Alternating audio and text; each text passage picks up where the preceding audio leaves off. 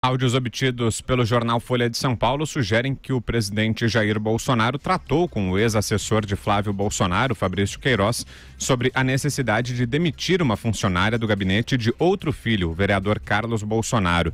Segundo o áudio, a exoneração havia sido um pedido do próprio presidente para evitar suspeitas de que Cileide se tratava de uma funcionária fantasma. Temos o áudio. Na época, o Jair falou para mim que ele ia exonerar a Cileide, porque a reportagem estava direto lá na rua, e para não vincular ela ao gabinete. Aí ele falou, vou ter que exonerar a Cileide. Ele exonerou e depois não arrumou nada para ela, não. Ela continua na casa lá em Bento Ribeiro. Hoje, Bolsonaro disse que até o fim do ano passado tinha liberdade para conversar com Fabrício Queiroz. Ainda segundo o presidente, era normal falar da demissão de funcionários dos gabinetes dele e dos seus filhos com Queiroz. Em outra gravação, o ex-assessor de Flávio se diz abandonado e acredita que Jair Bolsonaro deveria usar a estrutura policial contra aqueles que lhe causaram dificuldades. É que eu falo, o cara lá tá hiper protegido. Eu não vejo ninguém mover nada para tentar me ajudar aí, entendeu? Ver e tal, é só porrada, cara. Caralho, o MP tá com a pica do tamanho de um cometa para enterrar a gente, não vê ninguém agir. O interlocutor de Queiroz não é identificado no áudio. A fonte que repassou as gravações ao jornal Folha de São Paulo não teve o nome revelado. Vai lá, Constantino. O presidente Bolsonaro disse que é um amigo da onça, né? Olha, na verdade, o Queiroz é esse fator, é esse fio desencapado que ainda pode produzir muitos problemas para o bolsonarismo, né? Porque tudo leva a crer que se trata realmente de alguém que era muito próximo, isso a gente já sabe, da família, que tinha outros parentes lotados em gabinetes diferentes dos filhos e do presidente, tem dinheiro mandado para a primeira-dama, então tudo isso pega muito mal e provavelmente, se for desenrolar, isso aí vai realmente gerar problemas para a família e é o que explica a mudança ou a suposta mudança de compromisso com a bandeira ética do presidente Bolsonaro, né? Proteger o filho Flávio e talvez não só o filho Flávio, né? Como vai ficando claro. Agora, pelo menos nesse áudio divulgado, se tem que achar alguma coisa positiva, o sujeito reclama que ninguém está movendo uma palha para fazer nada, para ajudá-lo. Então, ao menos nesse aspecto, ponto positivo para o Bolsonaro numa história que realmente pega muito mal e fede bastante cada dia mais. Josias. Olha, o que mais assusta nos áudios do Fabrício Queiroz, que são jogados agora assim, de forma suspeita no ventilador, é o poder de corrosão desses áudios. O discurso moralizador da família Bolsonaro, que já estava oxidado, ele ganha a ferrugem, ganha um viço novo em função da reação da família a esses áudios. As respostas que o Bolsonaro e o Flávio Bolsonaro não têm condições de dar ao Queiroz, essas respostas corroem ainda mais do que as insinuações que estão embutidas nos áudios.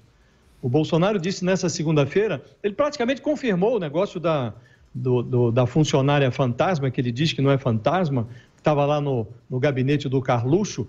Nessas horas o Carluxo não aparece, ele fica em silêncio, mas ele praticamente confirmou que trata e acha natural tratar de funcionários dos gabinetes dos filhos. O que tem de natural nisso?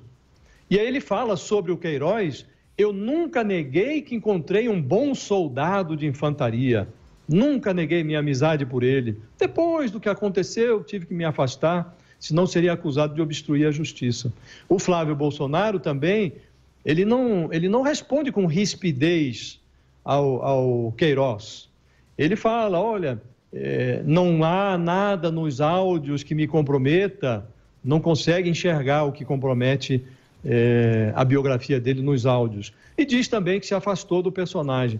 O problema não é o suposto distanciamento atual, mas a proximidade de mais de 3 décadas que a família Bolsonaro teve com esse personagem, que até no linguajar se revela de uma desqualificação inqualificável. O Jair Bolsonaro manteve com o Queiroz uma amizade de 35 anos. Uma amizade que resvalou para o aspecto monetário.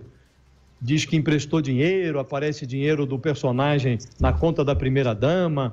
O Flávio se serviu desse personagem, da assessoria desse personagem, por 11 anos. E não era um assessor qualquer, controlava a folha salarial do gabinete na Assembleia Legislativa do Rio. Agora, a despeito dos milhões de indícios em contrário, essa dupla, Jair Bolsonaro e Flávio Bolsonaro, acha que não deve nada a ninguém, muito menos explicações. Eles não se explicam, eles não desqualificam o Queiroz e também não explicam nada, estamos distanciados. E o mais curioso também é que não aparece ninguém para desqualificar os áudios. Ao contrário, o advogado do Queiroz, ele confirma a autenticidade dos áudios. Então tem um trecho em que o Queiroz fala que o MP tem um falos, a palavra é outra, mas não vale a pena repetir aqui, um falos do tamanho de um cometa para enterrar na gente. Na prática, ele está reconhecendo que o Ministério Público tem matéria-prima para complicar a vida da família Bolsonaro. No outro trecho, o Queiroz afirma: não vejo ninguém mover nada para tentar me ajudar. Aqui ele reclama de abandono, com todas as insinuações que esse tipo de observação inclui.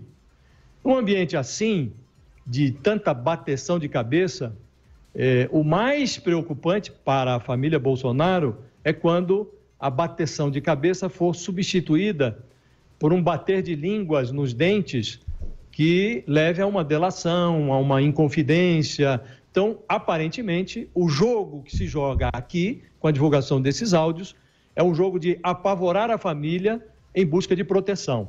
Isso é muito deprimente. O Brasil já passou por processos de presidências desqualificadas e não merecia repetir essa dose. Você, Vera? É muito óbvio o recado, né? Quando aparece um vídeo em que o Queiroz fala num áudio sem ser interrompido por nenhum interlocutor, né?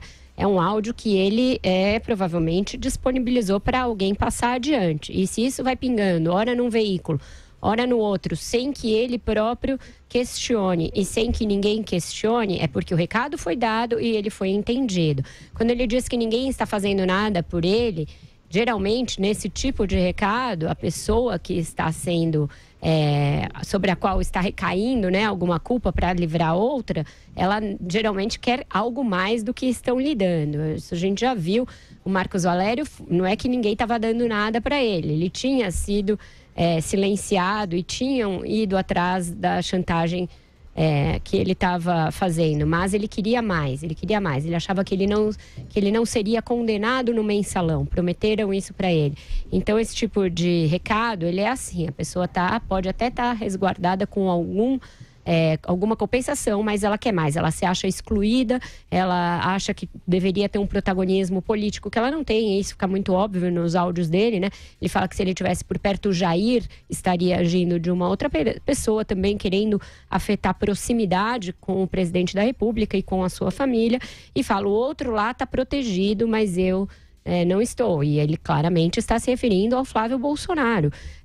E aí, neste caso, contrariando a narrativa segundo a qual o filho do presidente não tem nada a ver com os seus próprios negócios, deixando claro que ele assumiu a bucha, mas que ele poderia trazer o Flávio Bolsonaro para essa arena, se assim desejasse. A reação do presidente e do filho, bastante amena a toda essa sorte de revelações, mostra que eles entenderam o recado e vão, dali para frente, lidar com o personagem de uma outra maneira. Não é desmentindo, porque ninguém tratou de desmenti-lo.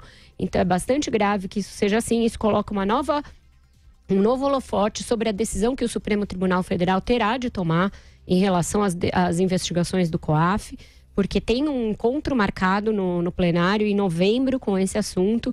E por causa dessa investigação do Fabrício Queiroz, estão paradas mais de 500 investigações no Brasil inteiro que têm relatórios do COAF como origem. Isso é um escárnio, isso é um absurdo, porque relatórios do COAF sempre foram usados para embasar investigações sem necessidade de autorização judicial.